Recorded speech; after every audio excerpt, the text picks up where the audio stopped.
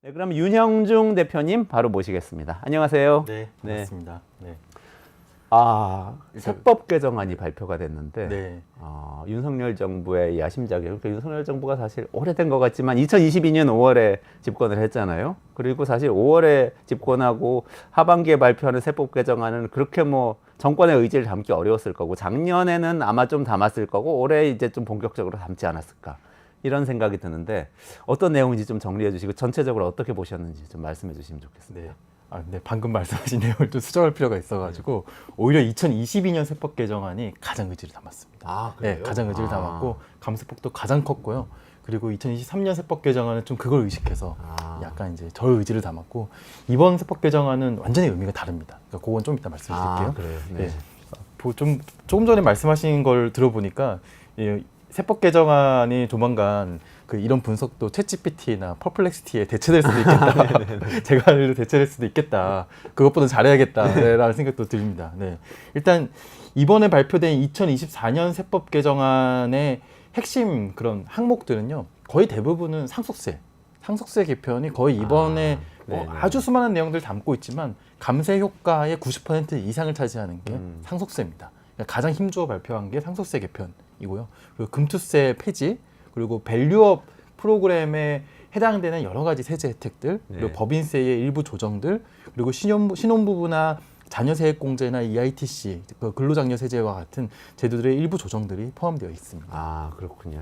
전체적으로 어떻게 보세요? 총평 한마디로 한다면? 한마디로 하면요, 두 마디로 하겠습니다. 네. 첫 번째 넘버링을 하면요, 일단 통치의 포기다.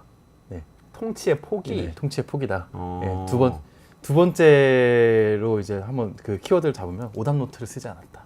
네. 오답 노트를 쓰지 않았다. 네. 그러니까 예전에 틀렸던 거를 반성하지 않았다. 네, 그렇게 얘기할 수 있습니다. 네. 그게 무슨 뜻이에요? 좀 세게 얘기한 것 같은데요. 일단 좀 약간 설명해 주시고 내용 설명으로 들어가겠습니다. 네, 진짜 웃으면서 얘기할 일이 좀 아닌 게 일단 윤석열 정부가 지금 임기 3년 차, 만 2년을 넘었고 이제 임기 반환점을 향해 가고 있잖아요. 네. 일단 어느 정당에서 대통령이 탄생하든 간에 대통령은 국민 모두의 대통령입니다. 국민 모두의 대통령이고 그렇다면은 아주 일부의 계층만을 위한 정책이나 정치를 특정 시점에 할 수 있는 거지만 임기 내내 하겠다. 특히 앞으로의 임기 동안에 계속 하겠다라는 거는 좀 맞지 않는 거잖아요. 정당하지 않은 것이잖아요. 근데 이번에 낸 2024년 세법 개정안을 보면 이거는 지금 우리 사회의 가장 중요한 핵심 현안이 과연 자산을 20억 원 가지고 있는 사람들의 상속 문제인가. 네. 물론 상속세가 1999년 이후로 한 번도 개정된 적이 없기 때문에 일부 조정을 할 수는 있습니다. 근데 일부 조정을 한다면 상속세를 일부 조정하는 것에 상응하는 수준의 다른 세제에서의 조정이 나와서 지난 2년 동안 경제를 잘못 운영했던 것, 그리고 재정을 잘못 운영했던 것들을 좀 바로잡아야 됩니다. 그런 내용들, 특히 아주 일부 계층에게 혜택을 주는 것 이외의 다른 계층에 대한 배려가 전혀 없는 통치의 포기라고 볼 수 있지 않느냐라는 게 이제 저희 첫 번째 진단이고요. 두 번째 오답 노트를 쓰지 않았다는요. 마침 타이밍이 참 절묘하게 2분기 경제 실적이 나왔습니다. 그래서 2분기 경제 성장률이 마이너스 0.2%. 1분기 경제 성장률이 1.3% 성장해서 약간 이상한 수치가 나왔잖아요. 그래서 이 수치대로 성장을 하면은 마치 한국이 한 5% 성장하는 것처럼. 연간으로 따지면 잠재 전분기 대비 맞습니다. 잠재 성장률보다 훨씬 높은 성장을 기록할 것처럼 보였는데요. 그래서 한국은행이나 KDI도 연간 경제 전망을 수정하고 그랬었거든요. 근데 2분기 경제 성장률은 마이너스 0.2%가 나왔습니다. 그리고 또 내수 민간 소비는 또 마이너스가 나왔거든요. 이 정부가 경제 운영을 어떻게 하고 있냐면은 지나친 감세를 했기 때문에 건전 재정조차 못 하고 있고 재정에 직접 제대로 된 역할을 못 하고 있는 그런 상황이었습니다. 근데 그것이 언제부터 비롯됐느냐? 2022년 세법 개정안에서 비롯됐거든요. 2022년 세법 개정안에 법인세 감면을 골자로 한 이제 수많은 세법 감면을 통해 세법 개정을 통해서 감세 규모가 5년 동안 한 75조 원 정도가 됩니다. 그렇기 때문에 지난 2년 동안의 세법 개정안을 잘 오답 노트를 복기를 하면 이번 세법 개정안에서는 오답 노트를 이제 복구하는 형태, 그러니까 제대로 된 이제 정답을 좀 내는 형태의 세법 개정을 냈었어야 되는데 오답 노트를 전혀 쓰지 않았다라고 평가를 할 수 있겠습니다. 아, 그게 그때 바로 세법 개정을 한 게 지금 이렇게 사실 경제에 좋은 영향을 주지 못하는 결과로 나타났는데 그렇죠. 그걸 네. 바로잡으려고 하긴커녕 오히려 더 법, 심화시키고 있다. 법인세 깎아주면 이런 투자 얘기예요. 늘어나고 경제 성장률 된다고 얘기를 했잖아요. 네. 근데 그 효과가 나타나지 않았습니다. 네, 네. 법인세를 깎아주는 게 핵심이었는데 네. 아, 효과가 안 나타났다. 투자도 늘지 않았고 경제 성장도 늘지 않았습니다. 네, 네. 네. 근데 책임은 지지 않고 새로운 걸 이제 발표했는데 그게 하필이면 상속세 완화가 상속세입니다. 가장 네. 대표적인 내용인데 하나씩 좀 살펴보면 좋겠네요. 예, 일단 상속세 최고세율에 대한 이야기가 가장 많은 것 같아요. 네. 일단 상속세 최고세율이 우리나라가 뭐 높다. 그러니까 우리나라가 그 항상 세법과 관련된 기사에서 자주 나오는 표현 자체가 최고세율이 높다거든요.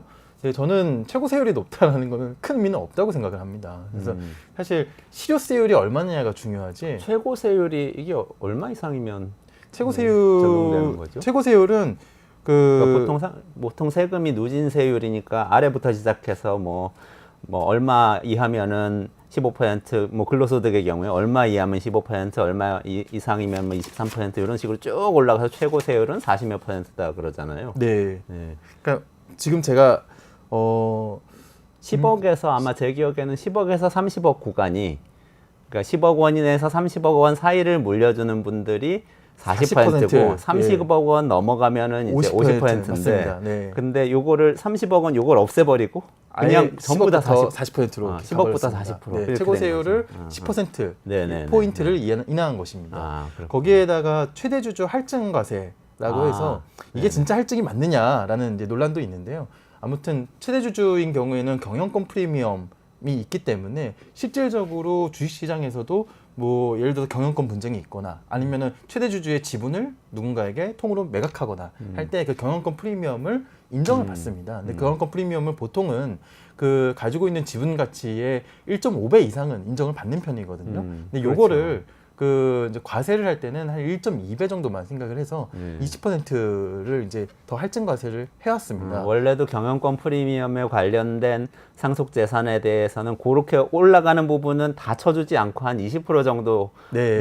50% 정도는 받아야 되는데 사실 20%만 인정해서 맞습니다. 거기에 대해서만 세금을 매겼었는데 네, 이거 어떻게 된 거죠? 요거를 이제 재계에서 표현하기로는 이제 할증 과세라고 했던 거죠. 이 지분 가치 그대로만 이제 과세를 하는 게 아니라 할증해서 과세한다라고는 하지만 또 이제 경영권 프리미엄 이 부분을 연구하는 학자들 사이에서는 사실 할인 과세라고 또 표현하기도 지분 합니다. 가치가 100억이었으면은 이게 만약에 20억. 네, 그로 근데 생각해서 120억으로 생각해서 과세를 과세했다는 거죠. 과세를 했던 120억으로 50% 과세를 하니까 아이, 60억. 근데 예. 어디서 뭐 경영권 분쟁이 생겼든 뭐 소버린이 SK 산다, 뭐 두산에서 형제는 안 일어났다 그러면은 그거 일어나는 순간 주가가 막 50% 100%도 그러잖아요. 맞습니다. 네. 그런 건 이제 생각 안 하고. 분쟁이 일어날 회사를 미리 찾아서 투자하는 게 사실 투자에서 수익을 얻는 방법이기도 합니다. 그래서 재산 가치 높게 인정해야 되는데 그러지 않았던 거를 근데 그나마 그걸 아예 폐지해 줬습니다. 폐지한 거군요. 그러니까 이 정부가 그 얼마나 그 정책을 특정 계층에게 편향되게 하는 것도 문제지만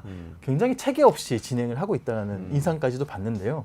사실 이 그 경영권 프리미엄에 과세를 하는 제도는 갑자기 청와대 정책실장께서 방송에 나와서 뭐 특히 팩트에도 맞지 않는 60% 과세를 하고 있다라는 표현을 해서 기재부 장관이 거기에 대해서 이제 아직 뭐 논의된 바 없다, 막 이런 식으로까지 이렇게 진화를 하면서 이렇게 논의가 시작됐거든요. 그랬더니 이렇게 담긴 거예요. 담긴 거예요. 그러니까 그 대통령실과 기재부 사이에 정책 조율이 없어요. 그러니까 제가 이 방송에서도 여러 번 얘기를 했는데요. 오늘 그 얘기하고 있는 경제정책 방향의 핵심 내용이 상속세 또 이제 밸류 프로그램에 해당되는 조세 혜택, 특히 이제 금투세 폐지 네네. 이런 내용들이잖아요. 이런 내용들도 사실 어떻게 시작됐냐면은 대통령의 굉장히 즉흥적인 발언에서 시작됐습니다.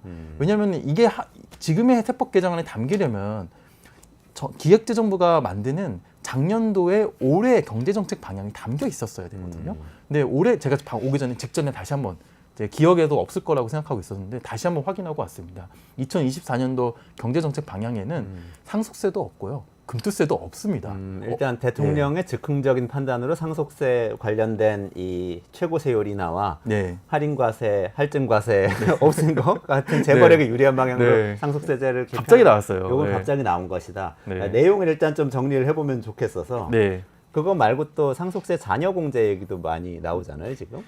상속세 논쟁이 지금까지 어떤 식으로 진행됐냐면은 유산세를 유산취득세로 바꿔줘야 된다라는 이제 논쟁이 있었습니다. 용어가 좀 어려울 수 있는데요. 뭐 어려운 내용은 아닙니다. 유산취득세라는 것은 그 받는 사람 기준으로 이제 과세를 하는 겁니다. 그래서 받는 사람 기준으로 과세를 하면은 그 내는 사람, 주는 사람 기준으로 하면은 금액이 커지면 커질수록 더 많이 과세되잖아요. 그래서 받는 사람 기준으로 과세를 하면은 금액 자체가 작아지기 때문에 여러 사람한테 나눠서 네. 상속을 했을 경우에 네, 그렇게 거죠? 됩니다. 그래서 그게 사실 OECD 국가들이 더 많이 채택하고 있는 방법이라서 아마 기획재정부도 이번에 유산취득세로의 개편을 얘기를 할 줄 알았는데요. 사실상 비슷한 효과를 가지고 있는 자녀의 공제, 자녀 공제를 늘리는 방향으로 방향 가닥을 잡았습니다. 아마 이렇게 만약에 국회에서 이 방향대로 법안이 통과될 경우에는 유산취득세로의 개편 동력도 상당히 좀 떨어질 것으로 보입니다. 그래서 어떻게 바뀌었냐면은 지금까지는 배우자 공제가 5억이었고요. 자녀 공제는 5천만 원이었거든요. 한도가. 그리고 이제 기본 공제가 2억 정도 됐었습니다. 그러면 우리가 그 예를 들어서 자녀가 3명 정도 있으면 그 이제 배우자 공제 5억에 그 기본 공제 2억 하면은 7억이고요. 자녀가 3분이면은 1억 5천 더 해가지고 8억 5천만 원 정도를 공제 받았던 겁니다. 네. 근데 그거 말고 일가 공제를 하면 10억을 그냥 통으로 공제 받으니까요. 네. 일가 공제를 선택을 했겠죠. 네. 근데 지금은 이제 일가 공제라는 게 별로 의미가 없어진 게 자녀가 한 명만 있어도 일가 공제로 넘어가게 됩니다. 일가 공제가 배우자 공제 별도로 5억 원을 적용받게 됐던 것인데요. 네. 근데 자녀 공제가 아까 5천만 원이라고 했잖아요. 네. 자녀 공제를 5천만 원에서 한 명당 5억 원으로 대폭 늘렸습니다. 예. 그래서 자녀가 한 명만 있어도 예. 배우자 공제 5억에 자녀 공제 5억, 그러네요. 거기에 기본 공제 2억까지 합하면 네. 자녀가 한 명만 있어도 12억 원의 재산은 상속세가 없게 됩니다. 근데 이게 각각 받는 사람 입장에서 공제하는 거죠. 받는- 예를 들어서 내가 20억 원의 재산이 있는데 배우자와 자녀 2명이 있어요. 근데 10억, 5억, 5억 이렇게 나눠서 주기로 한다면 네. 그러면 10억을 받는 예를 들어서 배우자라면 배우자는 5억을 공제받고 나머지 5억에 대해서 세금을 내고 나머지 자녀들은 아예 상속세 안 내고 5억씩 공제받으니까 이렇게 이렇게 이해하면 되나요? 균등 분할일 경우에는 이제 그렇게 적용이 되는데요. 만약에 이제 뭐 배우자에게 더 많이 뭐 상속을 한다. 얘는 배우자 공제 5억 원에서 이제 배우자는 더 세금을 내야 되는 경우도 생기긴 됩니다. 네. 그래요. 근데 이제 보통 균등 분할하고 그 전체적인 상속세를 내는 건 내는 사람 기준으로 되어 있고 유산취득세가 네네. 아니기 때문에 네네. 그런 경우에는 지금 그 받을 수 있는 공제를 다 적용받게 되면은 예를 들면 자녀가 3명이면 한 명당 5억 원씩 공제를 받잖아요. 그러면 거기에다가 배우자 공제까지 받게 되고 4명에서 균등 분할을 받게 되면은 예를 들어서 20억 원의 재산이 있으면 그냥 그 5억 원씩 원래 하게 되는데 다 공제를 받기 때문에 아무것도 낼 돈이 없어지게 되는 겁니다. 근데 20억뿐만이 아니라 기본 공제 2억까지 더해지기 때문에 22억짜리 예를 들어서 아파트가 있다. 그러면 이 22억짜리 아파트를 4명이서 그 지분으로 4분의 1 지분씩 취득을 하게 되거든요. 4분의 1 지분씩 이 취득을 하게 될 경우에 세금이 전혀 없어지게 되는 그런 효과를 가지게 됩니다. 사실상 폐지를 향해서 가는 것 같은 느낌이네요, 상속세는. 그렇다고 보기는 좀 어렵죠. 예를 들어서 뭐 그 지금 부동산을 기준으로 많이 얘기를 했는데요. 상속세는 이런 이제 상당히 중상위 계층의 자산가들에게도 어느 정도 지금 해당이 되는 세제이긴 하지만 사실은 그 자산가들이 상당히 많이 해당되는 정책입니다. 그래서 그러네요. 주식 자산을 많이 가지고 있는 그런 이제 재벌들이나 아니면 중소기업 정도나 중견기업의 최대 주주들의 경우에는 여전히 한 40% 최대고세율 40% 정도로 적용받게 됩니다. 그러네요. 생각해 보니까 말씀하신 그 20억 원 갖고 있는데 이렇게 균등 분할해서 상속을 해줘서 뭐 강남에 아파트 한 채가 갑자기 올라서 20억 되신 분이 있을 수 맞습니다. 있잖아요. 네. 그런 분들도 상속세가 없어지긴 하지만 그 금액은 원래 내던 금액 자체가 그렇게 큰 금액은 아니었을 것 같고 예를 들어서 내가 1,000억 원짜리 기업을 자식한테 물려주는 사람이라고 하면 예전에는 사실상 50%, 60%의 최고세율을 부담을 해야 됐던 것이 지금 40%로 그렇죠. 줄어든다. 예, 예. 이렇게 볼 수가 그렇죠. 있죠. 예. 아 그러면은 제일 좋은 사람들은 사실 최대 주주들, 예. 최대 주주들이 엄청난 뭐 자산을 재벌들 가지고 있는 최태원 회장이나 이재용 회장 같은 경우 굉장한 절세 효과를 어마어마한 절세 4세 승계를 할 예. 경우에 어마어마한 절세 효과를 가지게 아, 되는 그러네요. 본인이 뭐 당장 뭐 사망할 거라고 생각하지 않으니까 당장 음. 혜택을 볼 거라고 생각하지는 않겠지만 아무튼 그 상속 시에는 상당한 절세 혜택을 받게 됩니다. 진짜 뭐 수천억 원, 수조 원까지도 차이가 받을 혜택을 받을 수 있겠네요. 네. 아, 그러니까 뭐 최고 세율이 20%가 차이가 나니까요. 네. 최고 세율에 적용받는 재산이 30억 원 이상이 다 되는 거, 10억 원 이상이 다 되는 거잖아요. 네, 수조 네, 원을 하게 되면 수조 원에 예를 들어 10조 원에 20% 하면 2조 원이 되잖아요. 네, 네, 네. 예. 그 정도를 절세를 하게 되는 그리고 것이죠. 재벌 감세라고 부자 감세라는 표현이 많이 있는데 재벌 감세에 더 가깝지 재벌 않아요? 감세와 강남 집주인 감세라고 좀 볼 수 있습니다. 강남 집주인 감세는 그래도 민심을 뭐 강남에 계신 분들도 고민이니까요. 반영해서 그분들의 부담을 덜어드리기 위해서라고 이야기할 수 있지만 재벌 감세는 경영권을 어쨌든 세습할 수 있게 활로를 열어주는 활로를 지금 넓지만 더 넓게 네. 열어주는 그런 효과가 있겠다는 생각을 말씀드리면서 네. 드네요. 근데 아이러니한 것은 지금 이렇게 재벌들의 상속세를 낮춰주는 이유가 왜 나왔냐면요. 그 놀랍게도 이 흐름의 첫 시작은 코리아 디스카운트 때문에 나왔어요. 예. 코리아 디스카운트. 그건 무슨 얘기죠? 그러니까 우리가 이게 항상 연원을 따지고 보면은 참 희한한 얘기, 그 상황들이 많이 발생하는데요. 상속세 얘기가 정부로부터 처음 나온 날짜가 언제냐면 이 날짜까지 제가 기억합니다. 1월 17일 세 번째 민생 토론회 때였습니다. 거기에 이제 패널로 참여한 유명 유튜버죠. 슈카라는 분이 한국의 코리아 디스카운트 문제에 대해서 대통령님의 생각은 무엇입니까? 라고 질문을 던졌습니다. 거기에 대해서 대통령의 답변은 우리나라의 상속세가 너무 높아서 재벌들이 그렇게 이제 코리아 디스카운트를 하는 거 아니냐, 상속세를 좀 계속 낮춰주려고 한다. 라는 얘기가 경제정책 방향에도 없는 얘기가 나왔습니다. 거기서부터 다시 상속세 얘기가 시작됐거든요. 네. 근데 놀라운 거는 지금 아이러니하기도 한 것은 이렇게 재벌들이 그 인위적으로 주가를 누르지 못하도록 그래서 이제 마음껏 상속을 할 수 있게 하도록 그 상속세를 낮춰준데도 불구하고 지금 그 SK, 두산, 하나 이런 몇몇 업체들은 분할과 합병을 통한 일종의 그 지금 최대 주주의 이익을 취하는 행동들을 좀 하고 있거든요. 그렇죠. 최근에 두산 요즘 뭐 아주 뜨거워요. 아주 두산 뜨겁습니다. 밥켓. 네, 밥켓과 로보틱스. 결국엔 목적은 다 같아요. 에너지솔루션에서 벌어졌던 일들, 현대에서 벌어졌던 일들이 다시 반복되려는 그런 움직임들이 보이고 있는데요. 그러니까 이게 사실 원조는 제일모직, 그러니까 삼성물산 합병이었죠. 그렇죠. 그러니까 이게 그 재벌들이 기업을 승계하는 방법이 계속 진화하고 있습니다. 그래서 이런 밸류업 프로그램 상속세 혜택이 나왔는데 오히려 아이러니하게도 기업들은 밸류업에 반하는 행동들을 하고 있다라고 보여집니다. 좋습니다. 상속세 그렇고요. 금투세 폐지도 아까 말씀 주셨는데 그 부분은 지금 어떻게 되는 거죠? 금투세는 뭐 이번 정부가 윤석열 대통령께서 여러 번 이제 말씀하신 대로 금투세 폐지 방향을 좀 분명히 한 것이고요. 하지만 야당에서는 지금 이재명 전 대표와 그리고 야당의 그 일부 의원들의 생각이 좀 갈리고 있습니다. 그래서 아마 이 부분은 국회에서 상당한 좀 논쟁이 뒤따를 것으로 예상이 됩니다. 일단 이번에 세법 개정안에서는 금투세 폐지 방향이 담긴 폐지 방향으로 정부안은 나온 거죠. 네, 거기에다가 더 담긴 것은요.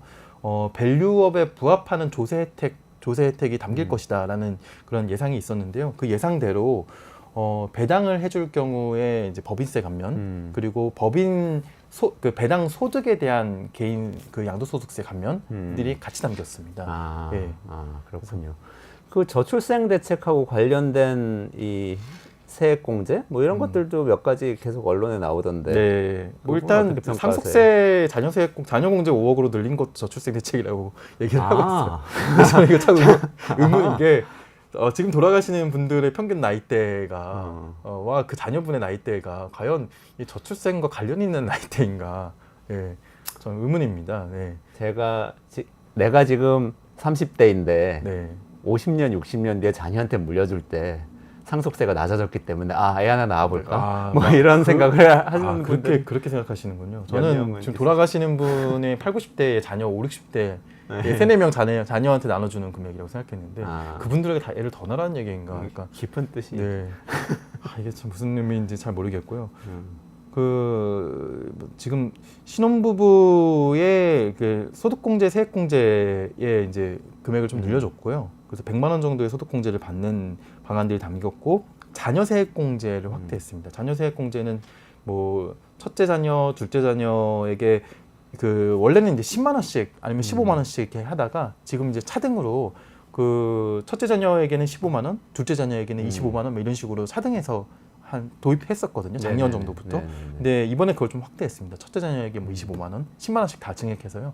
그래서 셋째 자녀까지 다 있으면은 자녀 세액 공제를 받는 규모가 한 8, 90만 원 정도 되는. 그러니까 총 내가 내는 세금에서 마지막에 세액 공제를 8, 90만 원 더 받게 되는 그런 정도의 혜택을 좀 늘리게 되었고요. 또 EITC라고 불리는 근로장려금을 지급받는 기준을 조금 높였습니다. 조금 높여가지고 여기에 이제 지급받게 되는 대상을 좀 넓히게 되는데, 요거는 아주 일부 조정에 불과하기 때문에 실질적인 그런 세수입이 증가하고 감소하는 그런 이제 효과는 거의 별로 없습니다. 상속세가 거의 대부분을 차지한다고 보면 됩니다. 그렇군요. 종부세 완화는 빠졌어요. 종부세는 폐지까지 언급이 돼서 어떻게 될까 했는데, 그리고 게다가 민주당의 이재명 전 대표 지금 뭐 다시 대표 될 것 같으니까 이재명 대표 또 종부세 완화는 1가구 1주택 한해서는 뭐 완화할 필요가 있다는 얘기를 해서 정부가 밀어붙이지 않을까 했는데 또 왜 빠졌을까요? 네, 요 부분에 대해서 그 박찬대 이 종부세 민주당에서 첫 의제를 꺼낸 사람이 박찬대 원내대표잖아요. 박찬대 원내대표의 최근 발언이 상당히 눈에 띕니다. 뭐라고 말했냐면 제가 최근 통계를 인지하지 못했다라고 발언을 했거든요. 그러니까 종부세는 이미 이번 정부가 여러 이제 감면 혜택을 많이 줬기 때문에 이미 상당히 내는 사람의 수도 급감했고요. 그리고 그 세수입의 규모도 상당히 줄었습니다. 그래서 지금 상태의 종부세라면은 그다지 더 이상 낮춰줄 부분이 별로 없지 않느냐. 근데 이제 아마 기획재정부는 뭐 대놓고 얘기는 못하지만 이 부분도 분명히 신경을 썼을 겁니다. 종부세의 세수입 전액은 지방으로 교부금이 가거든요. 근데 그 지방으로 가는 교부금을 만약에 없앤다면 다른 대안을 마련해야 됩니다. 근데 막상 4조 원 정도 되는 지방 교부금을 뭐 다른 세수입에서 쉽게 마련하기가 쉽지 않거든요. 작년 세수가 종부세가 한 4조 원 정도 되나요? 4조 원 정도로 확 줄었습니다. 그래서 그 정도의 또 규모를 다른 데서 좀 마련해야 되는 측면도 있을 것이고요. 아마 이제 공식적인 멘트는 이렇게 나왔습니다. 종부세는 장기적으로 재산세 통합이나 장기적으로 이제 개편 방향들을 검토하고 있습니다. 그래서 좀 더 중장기적인 근본적인 개편 방안을 검토하기 때문에 시간이 좀 걸리기 때문에 이번엔 포함되지 않았습니다가 이제 공식적으로 나온 멘트입니다. 내년쯤 이재명 대표하고 합의해가지고 종부세 폐지하는 거 아니에요? 저는 그런 생각도 얼핏 들던데요. 저는 그렇게 보지는 않고요. 예, 이재명 대표의 이제 속내까지는 제가 알 수는 없으나 아마 그런 생각은 갖고 있는 것 같습니다. 아마 지난 대선 때 굉장히 적은 표차로 이제 당선이 되지 않았잖아요. 근데 그때 이제 몇몇 서울에 집값이 많이 오른 지역에서의 이제 국민의힘 지지율이 높았습니다.